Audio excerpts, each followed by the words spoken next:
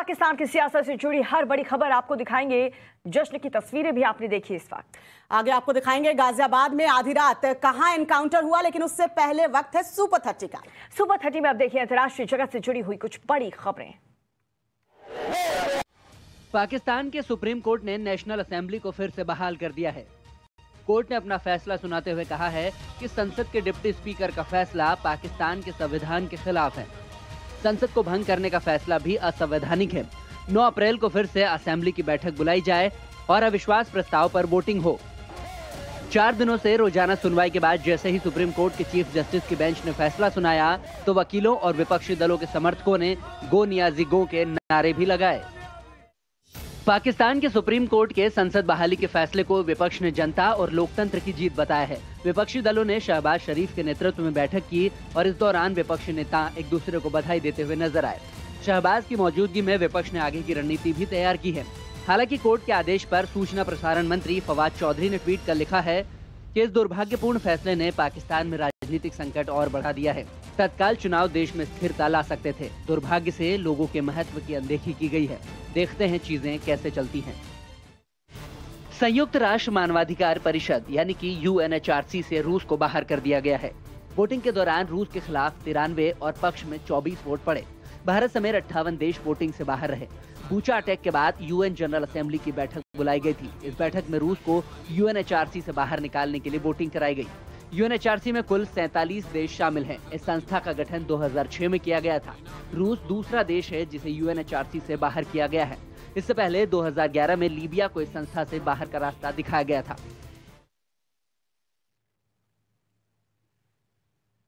Super 30 में अब देखिए राज्यों से जुड़ी खबरें। यूक्रेन में रूस के हमले की निंदा करने वाले सभी प्रस्तावों को लेकर UNHRC में हुई वोटिंग के दौरान भारत गैर हाजिर रहा। भारत ने रूस के साथ अपनी पुरानी मित्रता कायम रखते हुए यूक्रेन पर रूसी हमले की निंदा नहीं की, लेकिन शांति का पक्षधर रहा। बूचा बर्बरता की निंदा करते हुए स्वतंत्र जांच की मांग भी भारत ने की है। संयुक्त राष्ट्र मानवाधिकार परिषद से रूस के निलंबन का यूक्रेन ने स्वागत किया है। फैसले का स्वागत करते हुए यूक्रेन ने कहा है कि संयुक्त राष्ट्र निकायों में युद्ध अपराधियों के लिए कोई जगह नहीं है। श्रीलंकाई संसद में 41 सदस्य सरकार से समर्थन वापस ले चुके हैं। बताया जा रहा है कि इस कारण मौजूदा सरकार अल्पमत में आ गई है। जिन 41 सांसदों ने सत्ताधारी गठबंधन से नाता तोड़ लिया है, उनमें श्रीलंका फ्रीडम पार्टी के सांसद भी शामिल हैं। गंभीर संकट के समय भारत ने श्रीलंका की बढ़ चढ़ कर मदद की है, जिसको लेकर पूर्व श्रीलंकाई क्रिकेटर सनत जयसूर्या ने तारीफ की और भारत को बिग ब्रदर बताया है। इजराइल के तेल अवीव शहर में हुई गोलीबारी में 2 लोगों की मौत हो गई है, जबकि 8 लोग इस फायरिंग में घायल हुए हैं। तेल अवीव की इमरजेंसी सेवा के मुताबिक ये फायरिंग डाउनटाउन इलाके में डीजेन गोफ स्ट्रीट में हुई है। जिस जगह फायरिंग हुई वहां पर कई बार और रेस्टोरेंट है। फायरिंग के बाद मौके पर अफरा तफरी मच गई और लोग इधर उधर भागने लगे। हालांकि ये गोलीबारी किस मकसद से की गई ये अभी तक पता नहीं चल पाया है। मध्य प्रदेश के सीधी में पुलिस हिरासत में पत्रकार और उसके साथियों के साथ दुर्व्यवहार मामले में 2 पुलिस वालों पर गाज गिरी है। सीधी थाने के SHO के मुताबिक कुछ लोगों को प्रदर्शन करने के आरोप में हिरासत में लिया गया था, जिसमें एक पत्रकार भी शामिल था। लेकिन थाने में इन लोगों के कपड़े उतार कर रखे गए थे। इन लोगों ने सिर्फ अंडरवियर पहना हुआ था। यही तस्वीरें सोशल मीडिया पर वायरल हो गई, जिसके बाद कार्रवाई की गई है। अब इस मामले में CM शिवराज ने भी रिपोर्ट तलब की है और SP को जाँच के निर्देश दिए हैं।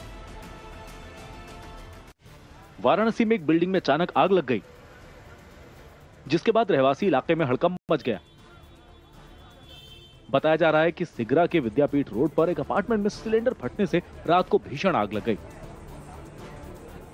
तेज धमाके के साथ फटे सिलेंडर के विस्फोट से पूरा इलाका दहल उठा। घटनास्थल पर कुछ लोगों के फंसे होने की आशंका थी। ऐसे में पुलिस के साथ ही आग बुझाने के लिए फायर फाइटर्स की आधा दर्जन गाड़ियों ने आग पर काबू पाया। गाजियाबाद में चेकिंग के दौरान पुलिस और बदमाशों में एनकाउंटर हो गया, जिसमें एक शातिर बदमाश घायल हो गया। गिरफ्तार किए गए बदमाश आफ्ताब पर 22 केस दर्ज हैं, जबकि उसका साथी भागने में कामयाब हो गया। फरार आरोपी की पुलिस तलाश में जुटी। दरअसल साहिबाबाद में हिंडन नदी के किनारे पुलिस चेकिंग कर रही थी, तभी 2 बाइक सवारों को रोकने की कोशिश की, लेकिन बदमाशों ने फायरिंग शुरू कर दी। दिल्ली के आनंद विहार मेट्रो स्टेशन पर एक गर्भवती महिला ने बच्चे को जन्म दिया है। CISF की महिला कर्मियों की मदद से 22 साल की एक महिला की स्टेशन पर ही डिलीवरी हुई है। दोपहर करीब 3:30 बजे की बात है, जब प्लेटफॉर्म नंबर 3 पर मेट्रो का इंतजार कर रही एक महिला को प्रसव पीड़ा होने लगी। तभी सीआईएसएफ के महिला जवानों ने प्लेटफॉर्म पर ही कुछ महिला यात्रियों की मदद से बच्चे की डिलीवरी कराई। करौली में 10 अप्रैल तक कर्फ्यू जारी रहेगा। इस दौरान इंटरनेट सेवाएं पूरी तरह से बंद रहेंगी। आज सुबह 3 घंटे के लिए कर्फ्यू में ढील दी जाएगी।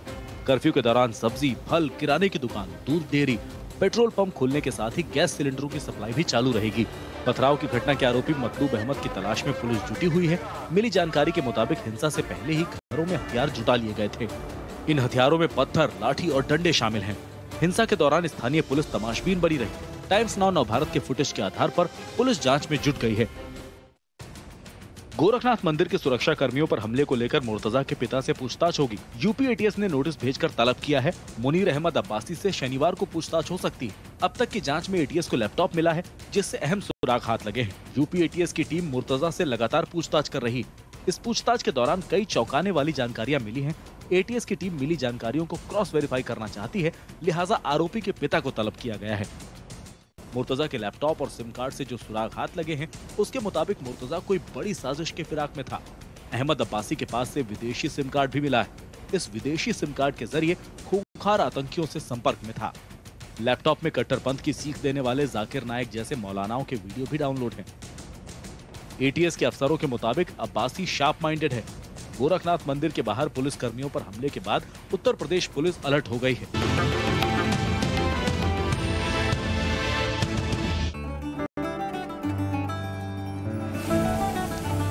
मेहनत का साथ नहीं छोड़ोगे, किस्मत कभी तुम्हारा हाथ नहीं छोड़ेगी।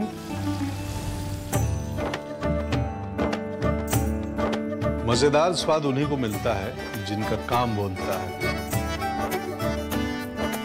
बैल कोलू कच्ची घनी सरसों का तेल, नाम ही पहचान है।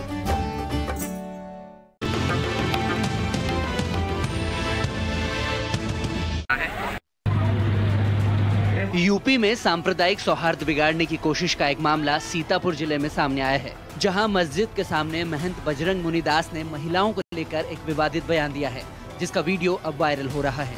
कोई एक हिंदू लड़की तुमने छेड़ी तो मैं खुलेआम तुम्हारे घर से तुम्हारी बहू बेटियों। पुलिस वालों की मौजूदगी में दिए गए बयान पर सीतापुर पुलिस ने जांच के बाद कार्रवाई का आश्वासन दिया है। बीरभूम हत्याकांड में सीबीआई ने पहली गिरफ्तारी कर ली है। सीबीआई ने 4 संदिग्धों को मुंबई से पकड़ा है। 8 लोगों को जिंदा जलाने की घटना के बाद ये आरोपी मुंबई भाग गए थे और जिसके बाद सीबीआई की टीम ने सभी को गिरफ्तार कर लिया। सीबीआई के अधिकारी ने बताया कि आरोपियों में 2 के नाम हत्याओं के सिलसिले में दर्ज एफआईआर में है, जिनकी पहचान बप्पा और शाबू शेख के रूप में की गई है। हम उन्हें मुंबई की एक अदालत में पेश करेंगे और पश्चिम बंगाल ले जाने के लिए ट्रांजिट रिमांड का अनुरोध करेंगे। आज उत्तर प्रदेश शिक्षक पात्रता परीक्षा यानी कि यूपी टेट 2021 का रिजल्ट आने वाला है। यूपी टेट का रिजल्ट जारी होने से पहले कल आंसर की को अपलोड कर दिया गया है। अभ्यर्थी updlet.gov.in पर जाकर अपनी आंसर की चेक कर सकते हैं। रिजल्ट इसी पर बेस्ड होगा। ऐसे में अभ्यर्थी इसी वेबसाइट पर जाकर अपना रोल नंबर समेत सभी डिटेल्स डालें और सबमिट करने पर रिजल्ट चेक कर सकते हैं। करीब 18 लाख परीक्षार्थी बेसब्री से यूपी टेट रिजल्ट का इंतजार कर रहे हैं। और सुपर 30 में आप देखिए राजनीति जगत से जुड़ी हुई कुछ बड़ी खबरें। देश के आर्थिक हालातों को लेकर पश्चिम बंगाल की सीएम ममता बनर्जी ने फिर मोदी सरकार पर हमला बोला है। ममता ने कहा कि देश की आर्थिक स्थिति बद से बदतर होती जा रही है। मुझे आशंका है कि आने वाले दिनों में राज्य अपने कर्मचारियों को सैलरी दे पाने में भी सक्षम होंगे। इस दौरान ममता ने केंद्र से अस्थायी रूप से टोल टैक्स को बंद करने की मांग की है और मोदी सरकार से राज्यों का जीएसटी बकाया देने को भी कहा है। देशमुख को राहत मिलेगी या फिर उनकी आफत जारी रहेगी, इस बात का फैसला आज हो सकता है। देशमुख की जमानत की याचिका पर आज बॉम्बे हाईकोर्ट में सुनवाई होगी, जिसके बाद कोर्ट ये बात तय करेगा कि देशमुख को जमानत मिलेगी या वो सीबीआई की गिरफ्त में ही रहेंगे। दरअसल परमबीर सिंह के लगाए जबरन वसूली के आरोपों की जांच के सिलसिले में सीबीआई ने देशमुख को गिरफ्तार किया है। आंध्र प्रदेश में जल्द ही नई कैबिनेट का गठन होगा। एक बड़े फेरबदल से पहले कल मुख्यमंत्री जगन मोहन रेड्डी ने मंत्रिमंडल को भंग कर दिया। सीएम की मांग पर सभी 24 मंत्रियों ने अपना इस्तीफा भी दे दिया है। अब मुख्यमंत्री आज नए मंत्रियों की लिस्ट राज्यपाल को सौंपेंगे। इसके बाद 11 अप्रैल को सुबह 11:30 बजे नए कैबिनेट मंत्रियों को शपथ दिलाई जाएगी। वाईएसआर कांग्रेस पार्टी के लीडर जगन मोहन रेड्डी ने पदभार संभालते ही टीम में बदलाव करने की बात कही थी। पंजाब में कानून व्यवस्था को लेकर सीएम भगवंत मान एक्शन में नजर आ रहे हैं। कानून व्यवस्था के मद्देनजर मुख्यमंत्री भगवंत मान ने सभी कमिश्नर और एसएसपी को पत्र लिखा है। सीएम ने 5 अप्रैल को हुई एंटी गैंगस्टर टास्क फोर्स की मीटिंग का भी पत्र में जिक्र किया है और कहा कि प्रदेश में कानून व्यवस्था की बहाली हमारी टॉप मोस्ट प्रायोरिटी है। भगवंत मान ने यह भी कहा कि हम चाहते हैं कि कमिश्नर और एसएसपी गैंगस्टर के खिलाफ लड़ाई को फ्रंट पर आकर लीड करें। और चलिए सुपर 30 में अब देखते हैं देश की बड़ी खबरें। भारत और अमेरिका के बीच जल्द ही हाई लेवल मीटिंग होने वाली है। रक्षा मंत्री राजनाथ सिंह और विदेश मंत्री एस जयशंकर अमेरिका दौरे पर जाएंगे। विदेश मंत्रालय ने बताया है कि 11 और 12 अप्रैल को जयशंकर और राजनाथ सिंह अमेरिका का दौरा करेंगे। ये दोनों चौथी भारत अमेरिका मंत्री स्तरीय 2+2 वार्ता में भारतीय प्रतिनिधिमंडल का नेतृत्व करेंगे, जो 11 अप्रैल को वॉशिंगटन डीसी में होगी। वहीं विदेश मंत्री एस जयशंकर अमेरिकी विदेश मंत्री एंटनी ब्लिंकन से भी अलग से मुलाकात करेंगे। क्या आपके किसी लोन की किस्त सस्ती हो जाएगी? इस सवाल का जवाब आज आरबीआई की ओर से आने वाला है। आज भारतीय रिजर्व बैंक की मौद्रिक नीति समीक्षा बैठक के नतीजों की घोषणा होगी। ये इसलिए खास है क्योंकि नए वित्त वर्ष की पहली समीक्षा बैठक थी, जिसमें लिए गए फैसलों को आज गवर्नर शक्तिकांत दास सुबह 10 बजे देश के सामने रखेंगे। अर्थशास्त्रियों के अनुमान के मुताबिक आरबीआई ब्याज दरों में कोई बदलाव नहीं करेगा। इसे अगस्त तक टाला जा सकता है। दिल्ली में नवरात्रि के दौरान मीट बैन करने का मामला तूल पकड़ता जा रहा है। अब दिल्ली अल्पसंख्यक आयोग ने 3 नगर निगमों के महापौरों और कमिश्नर को नोटिस जारी किया है। आयोग ने तीनों एमसीडी को कारण बताओ नोटिस देकर ये पूछा है कि किस आधार पर नवरात्रि के दौरान मांस की दुकानों पर प्रतिबंध लगाने या फिर बंद करने का फैसला लिया गया। 24 घंटे के अंदर रिपोर्ट के साथ तीनों मेयर को अल्पसंख्यक आयोग के सामने पेश होने के आदेश दिए। आज आईपीएल में पंजाब किंग्स और गुजरात टाइटंस के बीच मुकाबला होगा। मुंबई के ब्रेबॉर्न स्टेडियम में सीजन में पहली बार दोनों ही टीमें आमने सामने होंगी। ऐसे में दोनों ही टीमें जीत के इरादे से मैदान में उतरेंगी। इससे पहले कल लखनऊ सुपर जायंट्स ने दिल्ली कैपिटल्स को 6 विकेट से हराकर एक और जीत हासिल की है। दिल्ली के 150 रन के लक्ष्य का पीछा करते हुए लखनऊ के लड़ाकों ने 19.4 ओवरों में ही 6 विकेट खोकर मैच जीत लिया। जूनियर वीमेंस हॉकी टूर्नामेंट में आज भारतीय टीम सेमीफाइनल में जगह पक्की करने के इरादे से मैदान में उतरेगी। क्वार्टर फाइनल में भारतीय महिला टीम का मुकाबला दक्षिण कोरिया से होगा।